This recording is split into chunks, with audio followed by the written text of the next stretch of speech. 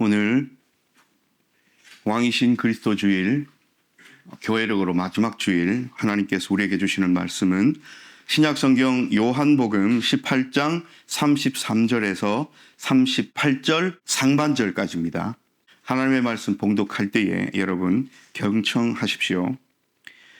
이에 빌라도가 다시 관정에 들어가 예수를 불러 이르되 네가 유대인의 왕이냐?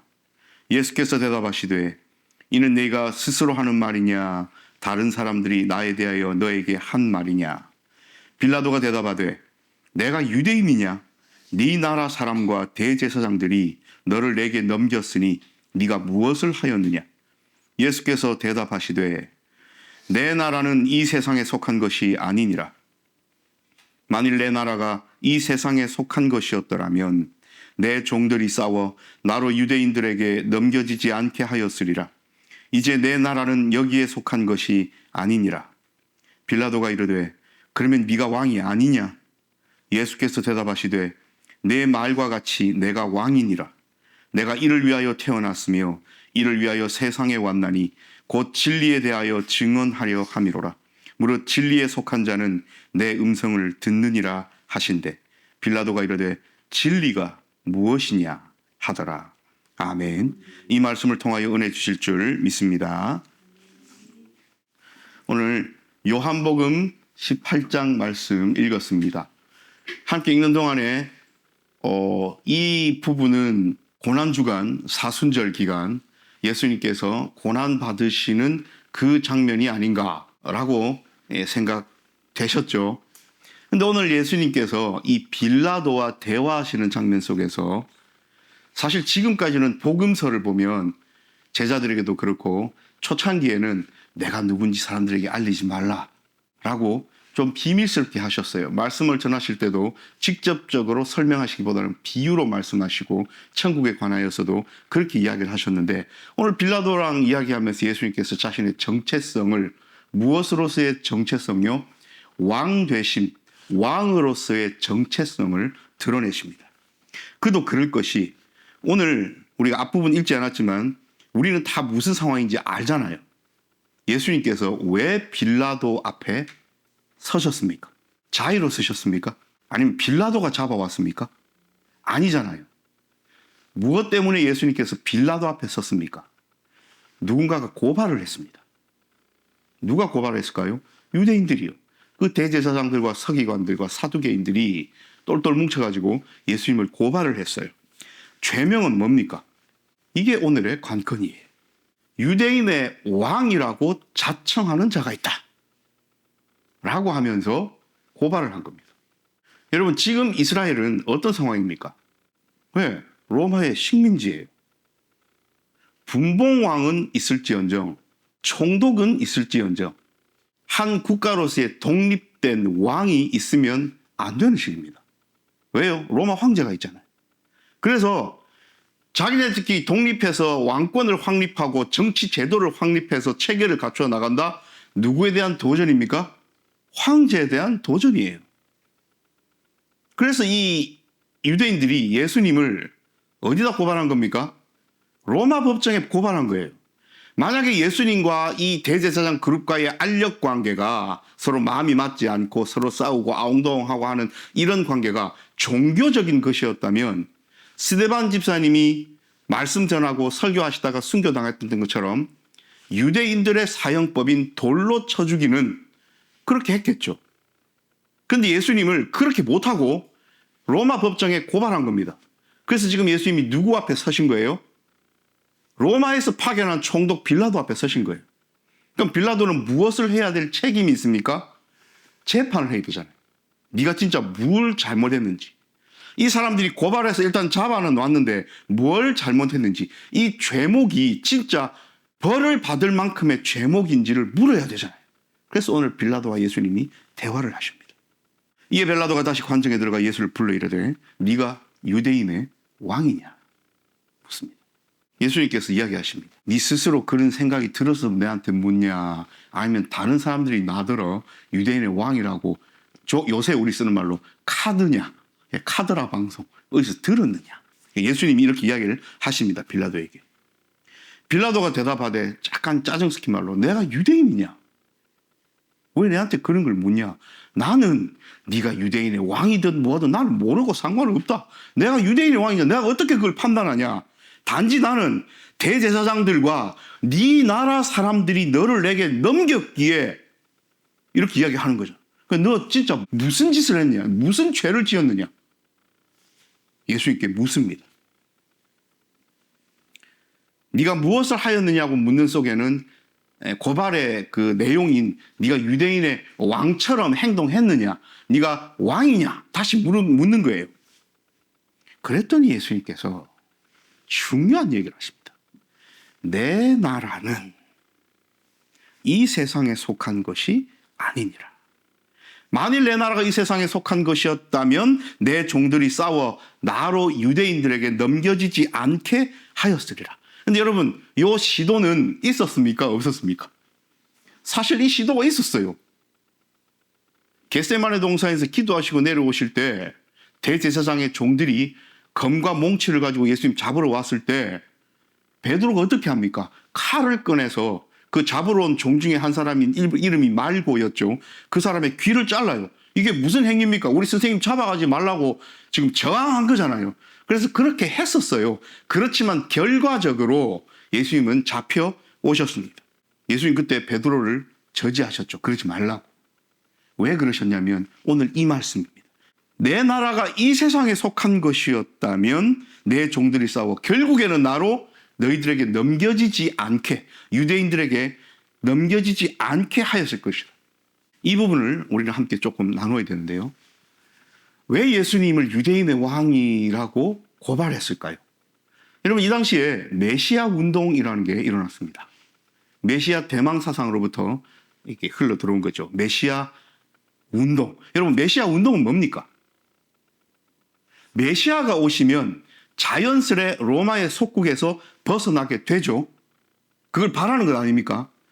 그러면 그것을 궁극적으로 바라는 나라의 회복, 정치제도의 회복, 왕권의 회복, 예루살렘 성전의 회복, 이런 유대인들이 바라던 그 회복, 그것이 가시적으로 눈앞에 이 세상에 속한 나라로 이루어지기 위해서 우리에게 메시아가 와야 된다면 그 메시아는 무엇이어야 되고 누구여야 됩니까? 왕이어야 돼요. 로마 황제의 버금가는 왕이어야 되고 그 로마 군인들과 로마의 정치체도를 무너뜨려야 되는 힘있는 왕이어야 됩니다. 이것이 메시아 운동인데 예수님께서 오셔서 하시는 일들을 가만히 보니 메시아로서의 행적은 보이는데 자기들이 바라는 정치적, 군사적으로서의 그런 비전은 보이지 않았던 거예요. 그러니 이 사람들의 인식 속에서는 예수님이 메시아일 수 있습니까? 없습니까? 아니요. 다시 말을 바꿔서 메시아면 됩니까? 안 됩니까? 안 된다는 거예요. 그래서 대제사장들과 여타 다른 유대인들은 예수님을 유대인의 왕이라고 죄명을 씌워서 고발합니다. 빌라도가 이르되 그러면 네가 왕이 아니냐? 내 나라는 이 땅에 속한 것이 아니라 말씀하시니까 빌라도가 물었던 거예요. 그러면 네가 왕이 아니냐? 예수님께서 이렇게 이야기하십니다. 네 말과 같이 내가 왕이니라. 내가 이를 위하여 태어났고 이를 위하여 세상에 왔나니 진리에 대하여 증언하려 함이로라. 무릇 진리에 속한 자는 내 음성을 듣느니라 하신데 빌라도가 이르되 진리가 무엇이냐 하더라. 자, 갑자기 엄청나게 어려운 문제로 넘어갑니다. 진리의 문제로. 여러분, 진리가 뭡니까? 변하지 않는 것, 흔들리지 않는 것, 움직여지지 않는 것, 진리예요. 그럼 지금처럼 상대주의가 팽배하고 포스트 모더니즘을 넘어서 그 이후 시대를 살아가는 우리에게 진리가 각자에게 있습니까? 없어요. 다 네 말도 맞고 내 말도 맞고 너도 맞고 나도 맞고 지금 이런 세상에 살아갑니다. 이런 세상 속에서 진리를 선포하고 진리에 관하여 설교하고 진리에 대하여 이야기한다는 것은 시대착오적이라고 많은 진리를 모르는 사람들은 오해하고 착각해요. 오늘 예수님 살아셨던 이 시대도 똑같습니다. 사람들은 진리를 거부해요. 무언가가 나를 통치하고 다스리는 것을 거부해요. 내 마음대로 살고 싶거든요. 나의 어두움이 밝혀지기를 싫거든요. 그냥 지금 이대로 살기를 바라거든요. 오늘 우리가 요한복음 읽고 있습니다. 사도 요한 선생님은 예수님을 어떻게 표현하십니까? 어두움 가운데 빛으로 오신 예수 그리스도를 표현합니다. 그런데 사람들은 빛보다 어두움을 더 좋아했다고 요한복음 1장에서 이야기하시잖아요. 왜요? 어두움 가운데 거하고 싶으니까요. 내가 늘 어둠 속에 살아가다가 빛이 오면 모든 것이 시쳇말로 까발려지니까 그걸 싫어했던 겁니다. 아마 대제사장과 서기관들도 어렴풋이 예수님의 행적을 3년 동안 바라보면서 메시아인가 느꼈을 겁니다. 그걸 느꼈기에 니고데모 같은 사람이 예수님을 찾아왔잖아요. 그런데 그렇게 느끼고 인식되는 것하고 머리와 마음에서 끊임없이 거부하는 것하고 상충됐겠죠. 그리고 그 거부함이 이제는 도를 넘어가는 거죠. 우리도 살아가다 보면 그런 거 있죠. 이게 맞는데 꼬장 부리는 거, 고집 피우는 거, 괜히 화내는 거, 괜히 짜증내는 거, 괜히 한번 우겨보는 거. 결국 이게 맞는지 나도 아는데 그냥 자존심 때문에 그냥 하기 싫은 거. 이 시점에서 대제사장과 서기관들과 빌라도가 생각하는 왕과 예수님이 설명하고 계시는 왕의 개념이 조금 차이가 나버립니다. 빌라도에게 왕은 뭡니까? 당연히 로마 황제죠. 국가를 다스리고 정복 전쟁을 벌려서 나라를 이렇게 더하고 타민족들을 이렇게 어떤 방식으로든 잘 다스리고 그 위에 군림하고 있고 말 한마디에 사람 목숨이 왔다 갔다 하는 왕이죠. 똑같습니다. 유대인들도 그런 왕이 오셔서 그렇게 인간 세상의 왕권을 행사하는 저 로마 황제를 제껴버리고 옛 다윗의 왕권을 회복하여 하나님께서 약속하신 그 위대한 나라 이스라엘, 하나님이 선택한 백성 유대민족들의 나라를 다시 세워야 되겠다. 그런데 예수님이 이야기하시는 왕이 뭡니까? 예수님이 이렇게 이야기하십니다. 내가 왕이니라. 내가 이를 위하여 태어났고 이를 위하여 세상에 왔다. 내가 왕 되려고 태어났고 왕 되려고 세상에 왔는데 그렇게 태어나고 와서 왕이면 무엇을 해야 되느냐를 뒤에서 이야기하십니다. 진리에 대하여 증언하려 합니다. 예수님이 생각하시는 왕은 군림하고 남들 위에 무슨 이렇게 힘을 발휘하고 억누르고 정복 전쟁을 하고 땅을 넓히고 이런 것이 아니라 진리를 증언하려 함이라고 오늘 말씀하십니다. 여러분, 예수님이 말씀하시는 진리가 무엇이며 앞서 예수님이 이야기하신 내 나라는 이곳에 속한 것이 아니다 라고 말씀하신 의미가 뭘까요? 예수님이 오심으로써 무엇이 도래하고 있습니까? 우리 다 압니다. 하나님의 나라가 도래하고 있죠. 마태는 이것을 천국이라고 표현했습니다. 예수님이 외치셨던 것, 세례요한이 외쳤던 것 똑같은 이야기입니다. 때가 찼고 하나님의 나라가 가까이 왔으니 회개하고 복음을 믿으라. 이게 마가복음의 선포예요. 때가 찼습니다. 하나님의 나라가 가까이 왔습니다. 그러면 그 하나님의 나라의 왕은 누구십니까? 예수님이시잖아요. 그 왕이 친히 오셔서 그 나라가 가까이 왔음을 알립니다. 그 나라는 어떤 나라입니까? 하나님의 공의로운 나라, 하나님의 심판이 있는 나라. 이것이 인간의 현실이 아닌 하나님의 현실로서 우리에게 다가오고 있음을 그 나라의 왕 되신 주인이신 주권을 가지신 예수님께서 친히 오셔서 알리시고 계심을 이야기하시는 거예요. 차원이 다른 얘기를 하고 계신 겁니다. 그래서 빌라도가 물어요. 진리가 뭐냐? 우린 다 알고 있잖아요. 그 진리가 무엇인지. 오늘 영어 알파벳으로 INRI라고 적어놨습니다. 여러분 인터넷 찾으시면 무수히 나오는 문구입니다. 예수님 십자가 위에 빌라도가 써서 붙였던 명패인데 라틴어예요. 그래서 우리가 영어로는 지저스지만 예수라고 부르잖아요. 영어로는 J로 시작하는 유대인이라고 부르잖아요. 라틴어에 똑같이 I로 시작해요. 그래서 이 I 맨 앞에 있는 것이 예수고 뒤에 N은 나사렛이에요. 중간에 R은 렉스입니다. 맨 뒤에 I는 유대인이에요. 합하면 뭡니까? 나사렛 예수 유대인의 왕이에요. 라틴어입니다. 가운데 렉스는 공룡 좋아하시는 분들 계십니까? 티라노사우루스를 렉스라고 부르죠. 왜 렉스입니까? 공룡의 왕이라고요. 그 렉스예요. 똑같은 렉스예요. 그 킹이에요. 그래서 나사렛 예수 유대인의 왕 잊지 마십시오. 이것을 빌라도가 예수님 머리맡에 붙였습니다. 죄명이었잖아요. 여러분 십자가에 못 박히시는 예수님이 죽어가시는 이유가 머리 위에 명패로 붙은 거예요. 나사렛 예수 유대인의 왕. 예수님 죄명이에요.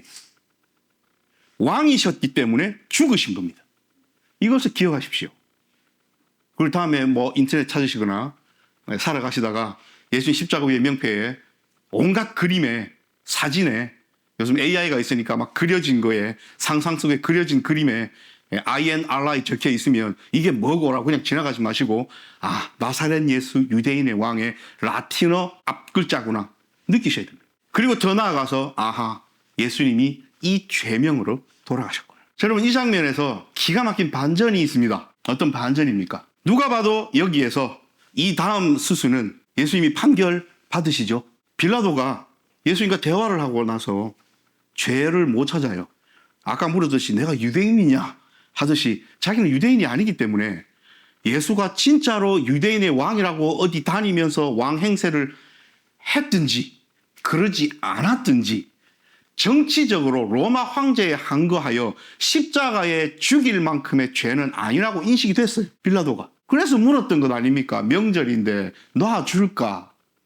물었어요. 그런데 유대인들은 어떻게 답을 합니까? 우리 다 아시듯이 바라바를 놓아주고 예수를 십자가에 못 박으라고 그렇게 군중들이 우르르 들고 일어나요. 빌라도는 민심을 잠재우는 것도 자기의 책임 가운데 있거든요. 왜냐하면 그 일을 못하면 인정을 받지 못하잖아요. 로마 황제로부터. 실컷 보내놨더니만 민중의 소요만 일어나고 민심을 다스리지 못하는 너는 능력이 없구나. 그렇게 한번 찍히면 진급도 못하고 이해되시죠? 그래서 이 빌라도는 약간 소심하고 빌라도는 약간 비겁한 행위를 합니다. 죄가 없음을 알면도 불구하고 예수님을 죽음으로 내몰죠. 그래서 판결을 합니다. 사형. 근데 여기 반전이 있습니다. 죄 없으신 예수 그리스도를, 진짜 왕이신 예수 그리스도를 아이러니하게도 왕이라는 죄명을 붙여서 사형틀로 내보내고 채찍 맞으시게 하고 고난의 길로 걸어가시게 하고 십자가에 못 박혀 죽으시게 했던 자들, 유대인들, 대제사장, 서기관들, 이런 무리들과 거기에 함께 동참하여 비급함으로 무장했던 본디오 빌라도, 그리고 그의 수하들, 로마 군병들, 이런 사람들이 예수님 한 분을 판결하고 결정하고 사형틀에 넣어서 죽였죠. 그 일의 결과는 뭡니까? 어떤 반전요? 누가 판결받았습니까? 궁극적인 심판을. 예수 그리스도의 십자가의 죽음과 진리를 받아들이지 못했던 많은 자들은 다시 그 심판대 앞에 설 겁니다. 판결자가 누구신데요? 예수 그리스도, 왕 되신 예수 그리스도 앞에 다시 섭니다. 여러분, 이것이 성경이 우리에게 말씀하시는 기막힌 반전입니다. 실제로 누가 판결한 겁니까? 누가 판결을 받은 겁니까? 누가 심판을 했습니까? 누가 심판을 받은 겁니까? 이것이 하나님께서 우리에게 말씀하시는 진리의 문제입니다. 오늘 왕 되신 그리스도 주일로 마지막 주일을 보내고 다음 주 대림으로 시작됩니다. 왕 되신 예수 그리스도를 오늘 마음껏 말씀을 통하여 인식하고 예수님은 왕이시구나. 예수님은 왕 되심으로 이 땅에 오셔서 진리를 우리에게 알리시고 가르치시려고 이 땅에 오셨구나. 그 진리는 하나님의 나라가 가까이 왔고 하나님의 심판이 가까이 왔으며 하나님 품 안에 있어야만 영원한 생명으로 나아가는구나. 하나님의 현실이 우리의 현실을 압도하시는구나를 알고 있는 상태에서 한 해를 마무리하고 아기 예수 오심을 기다리는 것하고 그저 불이나 밝히고 틀이나 꾸미고 캐롤송이나 틀고 분위기만 만들어서 넘어가는 것하고는 하늘과 땅 차이.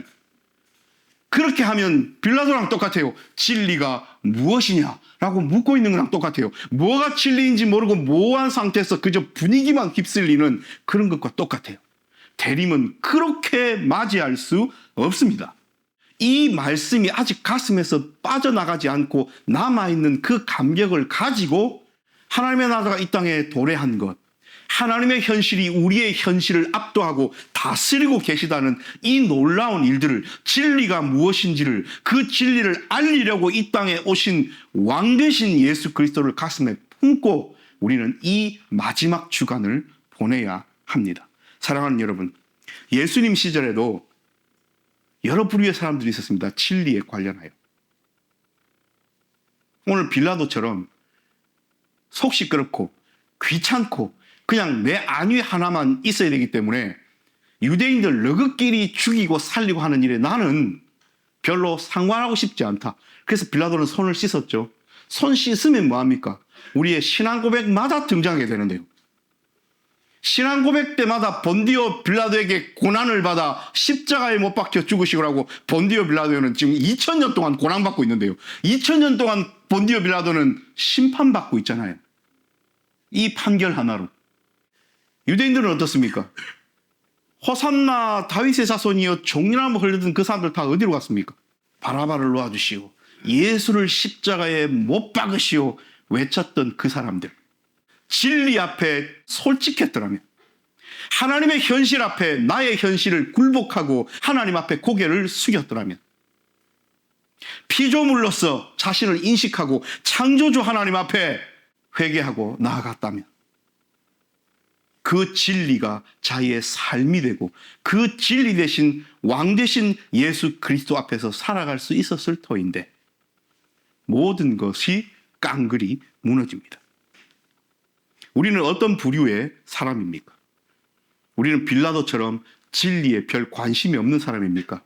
아니면 유대인들처럼 진리가 눈앞에 있음에도 불구하고 애써 마음을 닫고 거부하는 패역한 자들입니까? 아니면 우리의 온 삶의 현실을 열어 하나님의 현실 앞에, 하나님의 도래 앞에, 하나님의 나라 앞에, 하나님의 진리 앞에, 왕 되신 그리스도 앞에 우리의 마음을 활짝 열고 고개 숙여 기쁨으로 나아가는 진리를 순종하는 사람들입니까?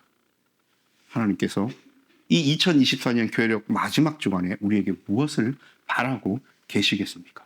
사랑하는 여러분, 하나님은 2024년 교회력 마지막 주간을 이렇게 왕 되신 그리스도 앞에서 함께 손잡고 순종하며 진리 앞에 나아가며 왕이신 예수 그리스도를 인정하며 그 앞에 겸손하게, 겸허하게 피조물로서 예수 그리스도의 제자로서 예수 그리스도의 구원받은 의인답게 살아가기를 오늘도 바라고 계십니다. 기도하겠습니다.